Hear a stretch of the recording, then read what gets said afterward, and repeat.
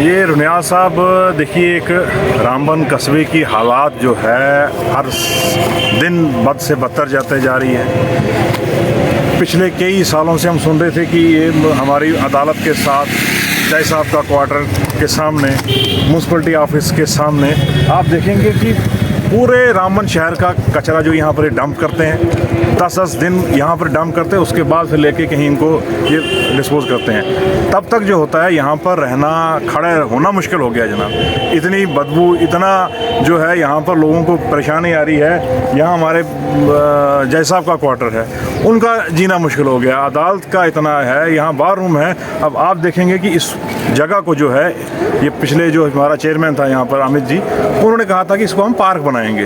अब जब से वो उतरा बेचारा, तो उसके बाद ये जो नए आए जनाब म्यूनसिपलिटी का, तो इन्होंने इसका बेड़ा गर्क कर दिया, इसको डंपिंग यार्ड बना दिया है। तो शहर के बीचों बीच ये इतनी प्राइम जगह थी, अगर आपने इसको पार्क के लिए कोई अगर बनाया है तो खुदारा ऊपर वाले की मेहरबानी करो, इसको कुछ उसमें लगाओ कि तो अगर वो नहीं करना है, इसको पार्किंग रखनी है तो इसको सफाई तो करो। इसको आप डंपिंग यार्ड ये क्यों बना रहे हैं? ये बिल्कुल एक जो है लोगों की जान माल से, आज देखोगे आप इस पूरे इलाके में डेंगू, चिकनगुनिया तो कहाँ से फैल रहा है। रामबन में पहली बार इस तरह के केसेस आए हैं। रीज़न भी ये सारा इसका है। तो इन म्यूनसिपलिटी वालों को हम डिप्टी कमिश्नर से मैं ये रिक्वेस्ट करूँगा कि ज़रा इन म्यूनसिपलिटी वालों के ज़रा इनके कान खींचे जाएँ, इनका देखा जाए। हमारे जो म्यूनसिपलिटी के जो मेंबर्स हैं, अब आपका टेन्योर ख़त्म हो रहा है, तो कुछ तो जाते जाते कोई थोड़ा सा रामबन वालों को मेहरबानी कीजिए जनाब, कि इतना जो है उन पर ये कोई खौफ खाओ ऊपर वाले का, कि इस पर थोड़ा सा आप ध्यान दीजिए और इस जगह को जो है वो साफ़ सुथरा बनाए, और ताकि इसमें कोई गंद चंदा फेंके। और इसको पार्क अगर कोई